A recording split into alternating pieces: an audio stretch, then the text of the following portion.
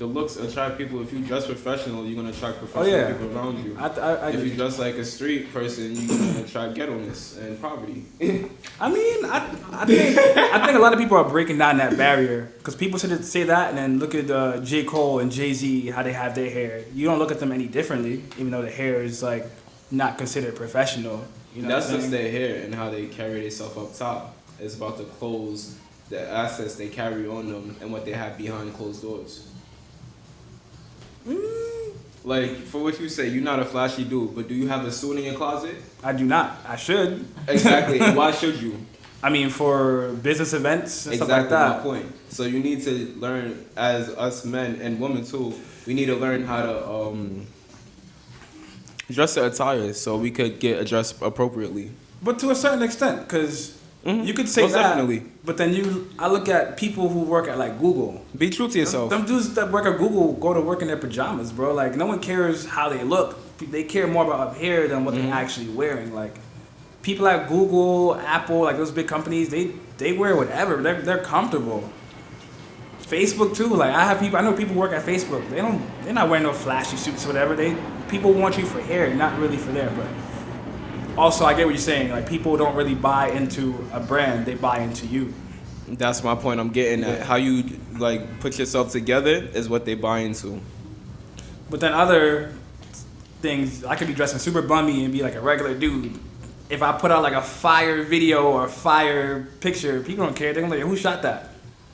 I mean, if you're promoting the video, then yeah, of course. Yeah. But if you posted a bummy picture with a bummy fit, you're not really gonna attract nobody because. I dress pretty bummy. I'm a skateboarder, so.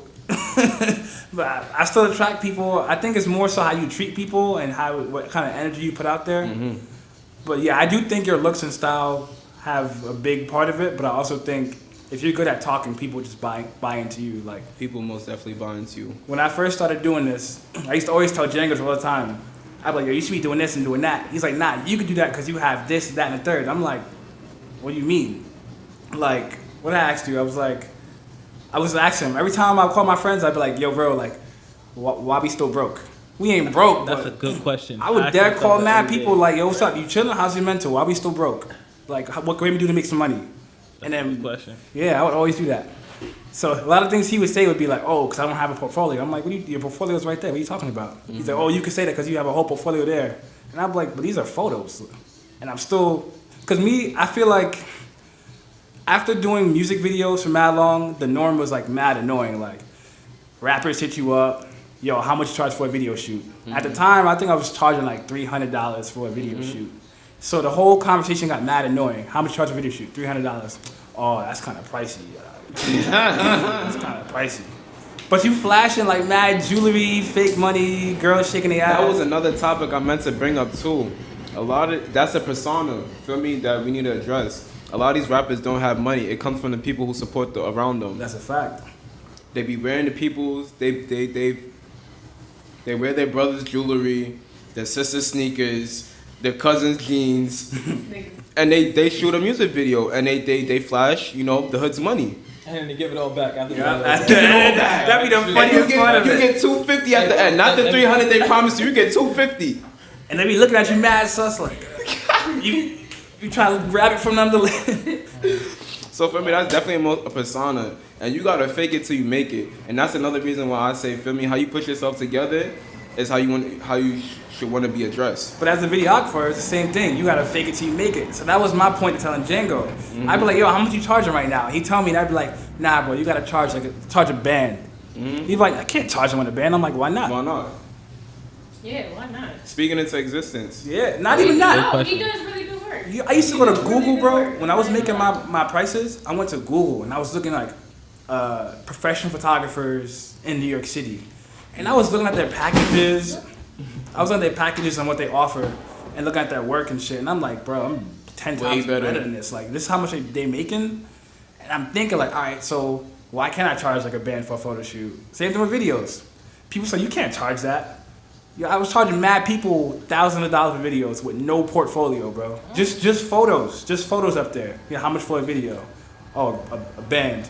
You can do 500? Nah, it's a band. I'm gonna have that for you. Done. So when people get like complain like, I can't do that, you can. You just gotta find the right client, honestly, and that's why I am at this point too. From switching industries, working with drill artists to business people now. A lot of people still know me for my drill music and rap. Not drill music, I don't rap, but music videos. You sound like he was a rapper just now. Like, not really. Word. I ain't no rapper. For me, I may look like one. I get that shit all the time, but yeah. For someone who's starting out as a videographer now, what kind of advice can you offer them? Like they just got their Canon T3i. And they think they about to make Yeah, bread. if I want to start, say I want to be a videographer, what would you tell me? Hold on, give me a second, y'all. I'm being rude, eating on camera. That's all good. What would you tell them? One tip. You just go around. One tip. One tip, I would say, forget the money. Forget the money. Forget the money. Learn the craft, and the money will come to you. That's the best advice that I feel like you would give someone. Forget the money, learn the craft, build your portfolio. So that way, when your portfolio is set, people are just gonna start DMing you, hitting you up and saying, yo, I'm ready to book. Feel me? Because they can see what you can do. If they can't see what you can do, nobody's gonna book you. True. I do got a question for all of you guys. Are you doing like, cause a lot of, I think it's all about perspective here, right? I feel like our 16-year-old selves would be like, I want to be just like that, right? Do you feel like you're living? Are you at maybe like a point in where you thought you was going to be 5 years ago? You know, like when we're 19, 20, like in 5 years I want to be doing this. So it's 5 years later. How you want to start? Where was I 5 years ago? I I think college. Yeah, you want to go first? I can start, yeah. I would say myself is really happy with me. I used to literally go around to like all of my friends and be like, I do it when they're smoking too. Because that's when they're like more conscious and they would probably hate this conversation. It's like, where do you see yourself 10 years from now? And then subconsciously, the more you ask people that, the more they hate to hear it. They actually start to think about where they want to be. Mm-hmm. So when I first started doing photography, it was through my best friend. He bought a camera. We would go around the city and start shooting and like fake modeling. Like we just like taking pictures. Mm-hmm. And I just took it a little more serious. And we would always like make bets and deals. Like, all right, in 5 years we got to make it. We got to be set for life, living off our crafts or whatever. And then 5 years passed, and it was like, all right. So 7 years later, we get by this age we're gonna have it. But the younger me would be super proud. Like, I knew for sure when I first had a real full-time job, I knew that wasn't it. When I learned you have to work a whole year just to qualify for 5 days vacation at a miserable job, I'm like, nah, bro, that's not life. There's no way that can't you be learn something new every day. I did not know that. Yeah. And you know what's crazy? I never had a job longer than a year, and that's probably why. Oh shit. I haven't had a job since 2019. I've been working for myself ever since. That's self-employment tax. You filed taxes? Oh, yeah. Oh, that shit hurt. Never missed a year. That shit hurt. That's 15%. I had little side jobs on the side, but I never had a legal job, feel me, since 2019. And yeah, for more than a year. The longest job I ever had was 6 to 9 months. Yeah, that's crazy. All right, but go ahead, finish off. Oh yeah, so once I learned that, I was like, nah, that gotta be more to life. I gotta start selling bricks or something. Nah. Excuse me? And you look at other countries like Australia, they get 4 weeks vacation and they live comfortable. But anyways, once I seen that, I was like, nah, something gotta give. So fortunately for me, I had a mentor who would do that same annoying thing for me. So I always had that mindset. To this day, I'm always thinking in the future, right now I'm asking myself, why am I still broke? So he'd be really happy with me. I'm doing really good, way better than I was doing back then. I'm comfortable. I can do what I want. It's a beautiful feeling. May I ask who's your mentor? I'm sorry? May I ask who's your mentor? Oh, this is just a really good friend of mine at the time. Okay. Yeah. He would literally do the same thing. He, so kind of how I started too, the real reason why I got into this as a business is I was reading books. And a book that stuck out to me was Businesses of the 21st Century. They didn't really speak too much about photography job and stuff like that, but I started to think as the world transforms, everything is going to be, content, and social media, pictures, everyone's going to always have babies, everyone's going to always, that's why babysitters, daycares, funeral homes. Those things are gonna make money regardless. I want to open a daycare, actually. That's what Yo, I have a friend who has a really successful one. So, yeah, that's why I got into it. Okay, you want to go next? Oh, me? Do you need me to repeat the question? Yes, please. So, what would you tell, or is your 16-year-old self proud of where you at right now? Are you where you wanted to be at when you were like 16? All right, so you met me in college, and you asked me that question, like, hey, what do you want to be when you get out of college? What do you want to be when you get older? And I told you I wanted to be the chief of NYPD. I did. You did say that. I did say that. I said that to you when I was in college, freshman year. I remember that. But to be honest, I am not proud. I think I'm very hard on myself. Just me personally. I'm a hard critic on myself because I know my potential and I know where I could be. I know the steps I could take. But I have to keep pushing myself. But I always remind myself, like, hey, why I am not here yet. I'm only 25, right?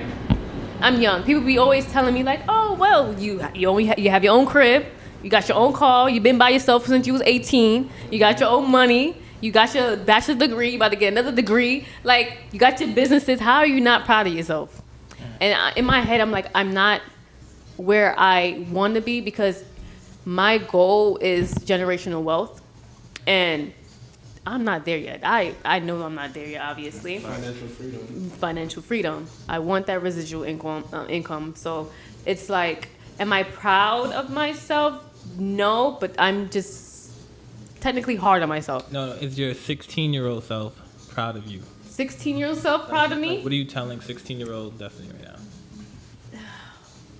If you was a Destiny in high school right now, you was to look up to Destiny now, like, right. What would you say, like? Actually, I'm not proud, but I am. Okay, I am proud, but not in the way y'all think. I'm proud that I actually opened up my mental with that whole getting out of the slavery. Because 9 to 5 is it's slavery chained without it being shown because we're working for somebody else's company and we're saying $15. If you sat down, like I sit down now and I look at these workers and I'm like, wow, they are really working you for $15. Like, I do not understand. I'm like, $15. You have someone screaming at you. You gotta flip that burger. You gotta hate the customers. Like we all been there. Like we worked paid before 9 to 5, so we know. Like damn, back then it was not 15. It was like 12 back then. I was 11, 10. I started at 9. So think about we actually putting hard work out there for $9, $10. Like that blows my mind. And to know like. There is so much money out in the world. Take it. It's so much money out there. You do gotta claim it. You really do. And it's just mind-boggling to me personally to know that like, not like a black community, but we're like stuck mentally in this race, like this rat race. And I understand like people got, like you said earlier, there's people that have to work these jobs. Right, you know, yeah, like, but When you pull up to McDonald's, you want somebody to be cooking a burger. You're right. It's okay with people cooking them burgers. You're right. Feel me? But yeah. Some of us gotta boast up. Exactly. And I just want to. Exactly. All of us can't be in the fucking same system for the rest of our life. This generation. Mm-hmm. We gotta start our own businesses. We gotta start our own McDonald's. We gotta be the owner of Chick-fil-A one day. I think a lot of it stems from also like growing up in public schools. Like in public schools, education in the system we have. Well, it's literally meant to teach you to work for someone instead of to be your own boss. No argument. Yeah. Wait, hold on. I wanna touch on something that you said. You said your 16-year-old self is not proud of where you're at, but you're proud of how your mind opened. Can you touch on that a little bit? Like, what do you mean by that? Okay, so when I say that, I mean just opening as in, like, you know how people like, oh, you have your third eye, right? People have their own spectrum of what a third eye is. But in my sense, my third eye is like, wow, I have a potential. Like, even when I started TikTok and I told him, like, you was like, oh, you could be big. I'm like, I ain't doing that. That's lame. I used to tell them, like, that's what lame-os. Like, I would never reach that high. And, like, just having the milestones, like, wow, almost a million freaking followers. Okay. Like, you have the potential, but we're stuck in a mindset, like, we can't do it. We can't do it. It can't happen to us. It can't happen to us. But it actually can. That's like, facts. we have to work. Exactly. We have to work harder. Yes. Obviously, we're black. That's obviously. Being a black woman is even harder than you guys. So it's just like, we got to work harder because being a black woman, we are seen as a sexual figure. So we are. Another topic too. Feel me? It is. So we got to work harder. We got to be more strict on what we mean when. That's the controversial stuff. That's the controversial stuff we was talking about. All right, let's drop that. Let's drop that. Look who you're surrounded by. I like to tussle. But yeah, just opening my third eye. Yes, my mindset, my third eye on actually being an entrepreneur, taking it to the next level, actually believing in my talents, even though I feel like I don't have any talents. Everybody say I do. I'm gonna find it one of these days. I really would. But I feel like you're just a creative, and I feel like most creatives suffer the same thing where we're like all perfectionists. So every creative, in my personal opinion, is hard on themselves to cut you off. No, go ahead. Yeah, I am hard on myself. So, just opening the mind, saying the 9 to 5 is really not, like, it really is not for me. Like him, I be quitting jobs. Like, my mom quits a lot of jobs too. Cute. But, yeah. But it's like, I know what I'm worth.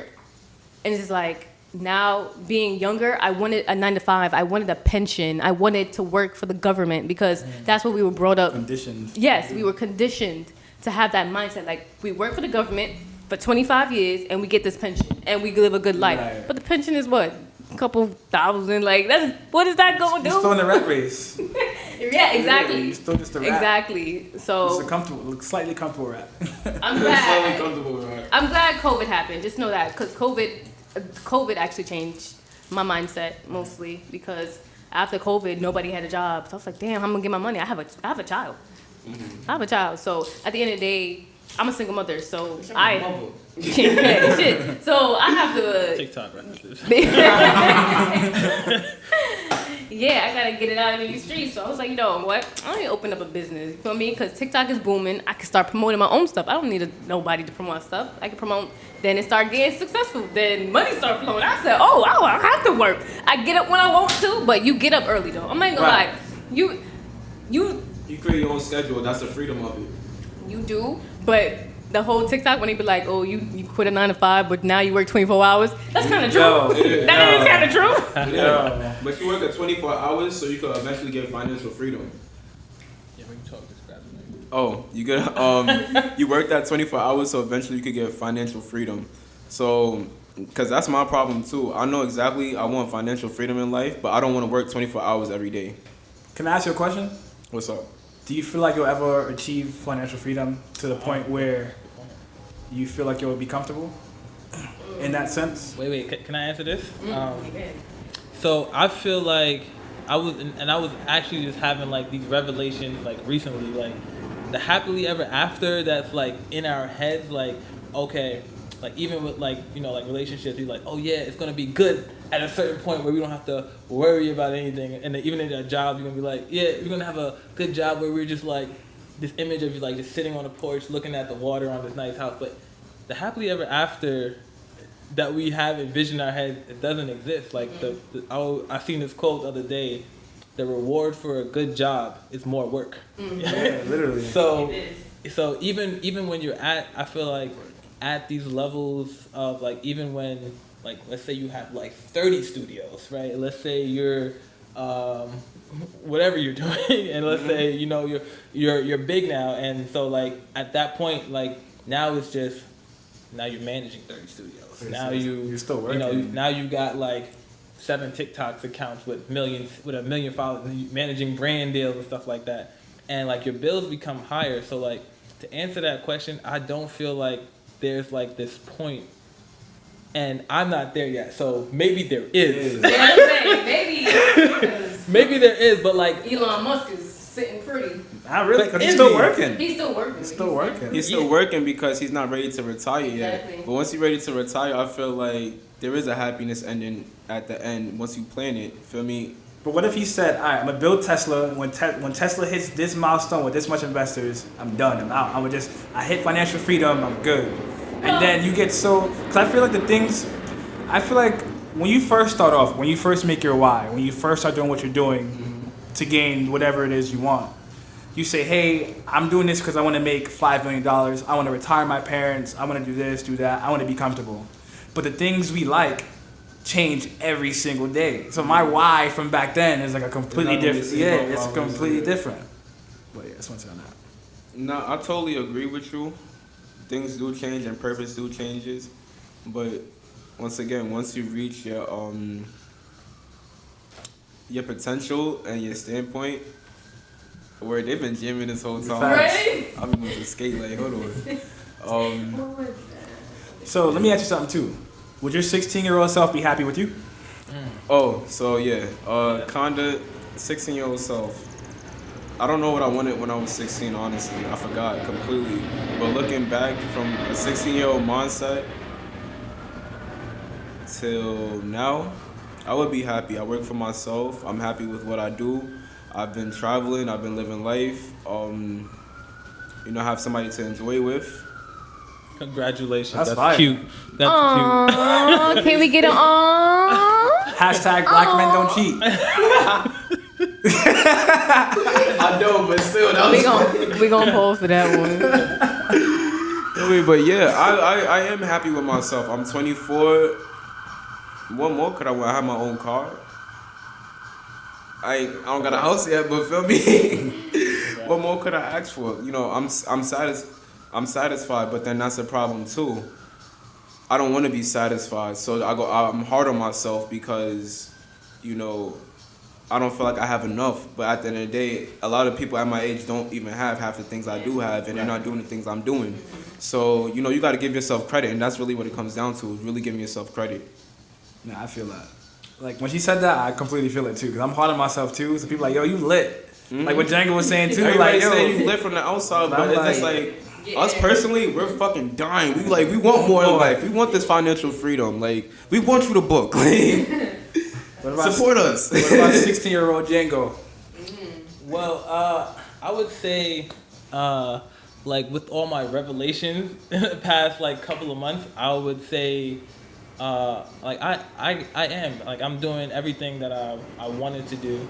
I just need to be making more money from it. I think last year the pandemic was kind of like an eye-opening year because people really out here, they get into the money and they don't have a 9 to 5. You know what I mean? Mm-hmm. And so last year I did clear a certain amount of money. I don't want to say no numbers on here, but I had it, and then I was nothing changed for me. I was still doing the exact same things that I was doing when I didn't have it, and so that kind of opened my eyes. I'm I'm doing what I wanted to do, right? That's why I say the happily ever after, because the 16-year-old me would have thought this studio was this is all I want, right? So I got we're in the studio now, and I'm saying to myself I need a bigger studio because I can't do X, Y, and Z. So it's 500 square feet. yeah, Kyron got 500 square feet. I'm yo, I want a studio like you. And now I'm yo, I want a bigger studio.